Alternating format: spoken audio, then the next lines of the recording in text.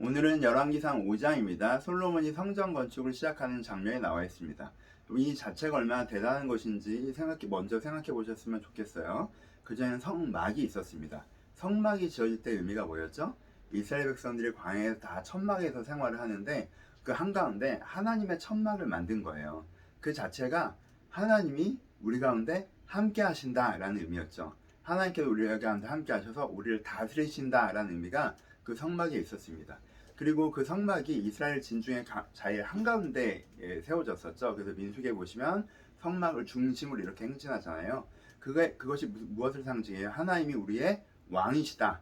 그리고 하나님께서 우리는 하나님의 백성이다 라는 의미가 지어지는 거죠.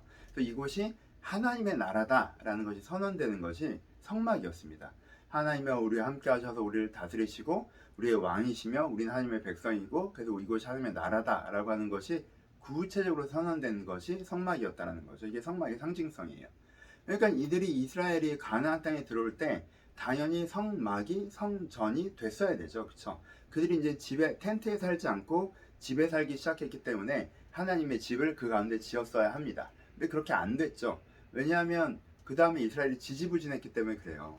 그 가나안 정복을 완수하지 못했고 완수하고 나서 이제 그것을 짓고 이제 희연의 공동체를 만들어 갔어야 되는데 완수하지 못했고 그리고 그 다음에 완수하지 못한 것을 멈추는 것이 아니라 아예 이방을 따라가고 하나님을 잊어버리고 그래서 그 다음에 사사기에 수백 년 동안 마이너스 제로를 계속 하잖아요. 하나님은 멀어졌다가 겨우 돌아오고 멀어졌다가 겨우 돌아오고 요거 하느라고 하나님은 우리와 함께 하시고 우리를 다스리시고 하나님 우리의 왕이시고 우리는 그의 백성이고 우리가 하나님의 나라를 만들어 간다는 플러스로 나갈 수가 없었단 말이에요. 그렇죠? 그런데 이제 뭘 하는 거예요? 성전을 지으라고 하신 거예요. 하나님이 솔로몬에게. 그게 무슨 뜻이에요? 이제 플러스로 나아갔다는 거죠.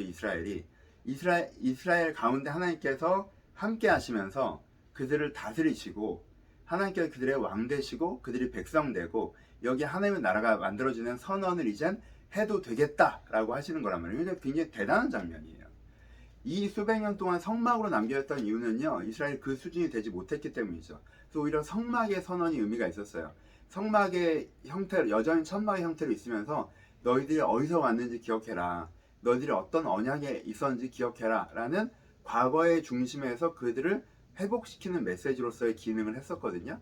근데 이 성막이 이제는 성막을 이제 해체하고 이걸 성전으로 만든다라는 의미는 이제 미래적으로, 이제 이 땅에서 하나님께서 너희들과 함께 하시면서 너희의 왕 되셔서 하나님 나라를 세워가실 것이다 라는 선언으로 이것이 바뀌는 것이기 때문에 엄청난 일이 사실은 벌어지고 있는 거죠. 그 일이 그 선언 자체, 하나님께서 이 시대, 솔로몬 시대를 그렇게 바라봐 주신 것 자체가 너무나도 감동적인 것이고 이 시대와 함께 그것을 해가시겠다고 하는 것 자체가 정말 기쁜 것이고 정말 그러니까 출애굽에서 신의 광야에서 하나님의 임재가 불기둥 구름 기둥에서 임재 그랬던 것만큼의 감동이 이제 이들 가운데 있는 그게 이제 성전 건축의 시작의 의미라고 할 수 있습니다. 솔로몬이 이것을 하죠. 솔로몬 이것을 시작하는 것 자체에도 되게 큰 의미가 있죠. 그러니까 솔로몬이 자기의 풍요를 헌신의 기회로 사용한다는 것, 사명을 위해서 쓴다는 것 자체로 이 솔로몬이 이 성전을 짓는다는 것 자체에도 많은 점수를 줘야 합니다.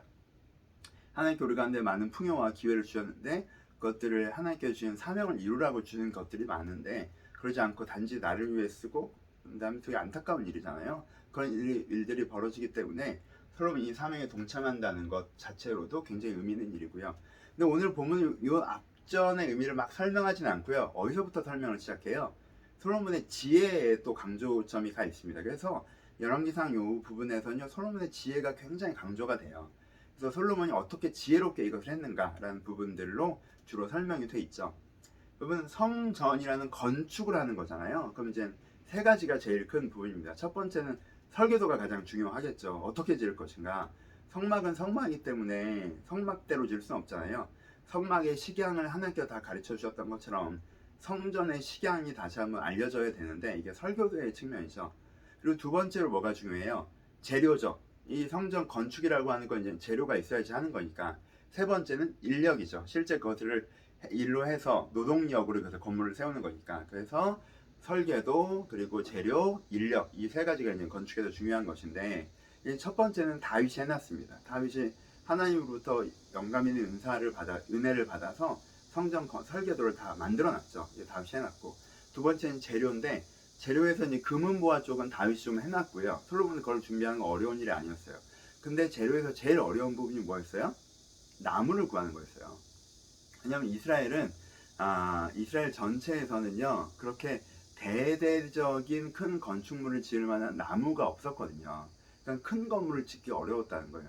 근데 고대 사회에서 자기 나라 영토에서 나지 않는 어떤 재료를 가지고 대형 건축을 하는 일은 거의 없었어요.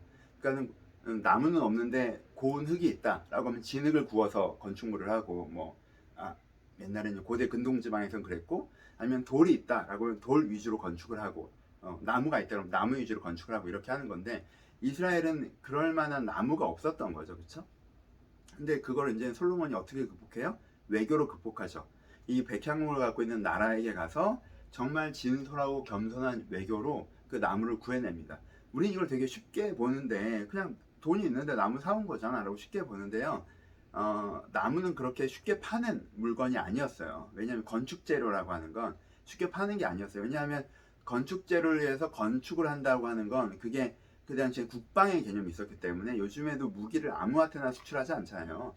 그러니까는 그건 굉장히 신뢰감 있는 외교가 형성되어야 이제 가능한 일이거든요. 근데 솔로몬이 굉장히 정확한 타이밍에 굉장히 겸손하고 지혜롭게 진솔하게 말해서 그런 외교안을 외교적인 결과물들을 만들어낸 거죠. 그래서 이것도 솔로몬의 지혜로 이제 가장 길게 묘사하고 있습니다.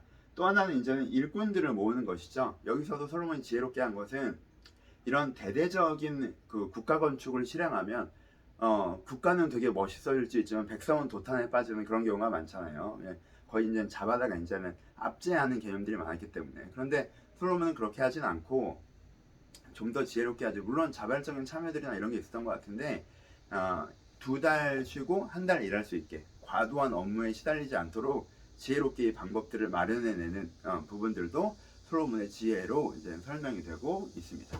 적용하죠. 첫 번째는 솔로몬의 지혜가 여전히 강조점입니다. 성전 건축이라고 하는 것은 의미는 굉장히 신앙적이고 가치적이지만 실제 내용은 굉장히 실제적인 거잖아요. 외교를 잘해야 되고 경제를 잘해야 되고 행정을 잘해야 되고 이런 것들이 실제로 건축에 필요한 것들인데 솔로몬이 그 부분도 지혜롭게 잘했다라는 것들을 기록하고 있죠. 그래서 이 부분에 있어서 우리가 일을 되게 하는 지혜, 계속 강조되고 있는 부분 중에 하나죠. 솔로몬이 갖고 있었던 바른 기준을 세우는 지혜뿐만 아니라 이 일을 되게 하는 지혜에 대해서 우리 가운데 보여주니까 우리 가운데 이것에 대한 어떤 간구, 하나님 제가 바른 기준을 갖고 있는데 순수하고 순진하고 소명도 있고 사명도 있고 헌신하는 마음도 있는데 일이 되게 하는 지혜가 없습니다 라고 할 때는 정말 솔로몬의 지혜를 구해야겠구나 라는 점을 다시 한번 적용해 보셨으면 좋겠고요. 솔로몬의 헌신도 여전히 적용점이겠죠. 하나님께서 주신 풍성함을 그냥 나 누리라고 하신 것이 아니라 나의 가장 큰 사명은 하나님의 성전을 짓는 것이다 해서 거기에 집중하는 솔로몬의 모습도 우리가 배워야 되는 부분이 있고요. 성전이 지어진 것 자체의 감동도 적용점이 될 수 있을 것 같습니다. 가능성으로 항상 얘기됐던 게 현실이 되는 건 너무 좋잖아요. 그렇죠? 지금 이 장면도 그런 장면인데 하나님이 다시 한번 이들 가운데 함께 하시고 너희를 내가 너희 왕이 되고 너는 내 백성이 내가 여기 하나님 나를 만들어겠다 이렇게 하시는 거니까 너무 좋잖아요. 하나님 우리에게도 항상 가능성으로 얘기되는 것 같은 우리가 하나님의 백성이 되고 하나님께서 나를 다스리시고 나를 통해 하나님 나를 이루어주고 이게 그냥 맨날 하는 그냥 이상적인 말이고 내 삶은 맨날 세상한테 헤매다가 결국 하나님 기억하고 이런 사사기적인 것에 머무르는 것이 아니라 우리도 목이 좀 안 좋아요. 죄송해요. 우리도 하나님이 말씀하신 것처럼 우리도 오늘 이 장면에서 나오는 것처럼 하나님께서 말씀하셨던 것들이 현실이 되는 정말 내가 플러스 하나님께서 나에게 보여줬던 소망과 비전이 이루어지는 내가 하나님의 백성이 되고 나를 하나님의 나라 이루어지는 이런 것들도 현실이 될 수 있다라는 어떤 그런 기대를 가져볼 수 있는 본문이라고 생각합니다. 감사합니다.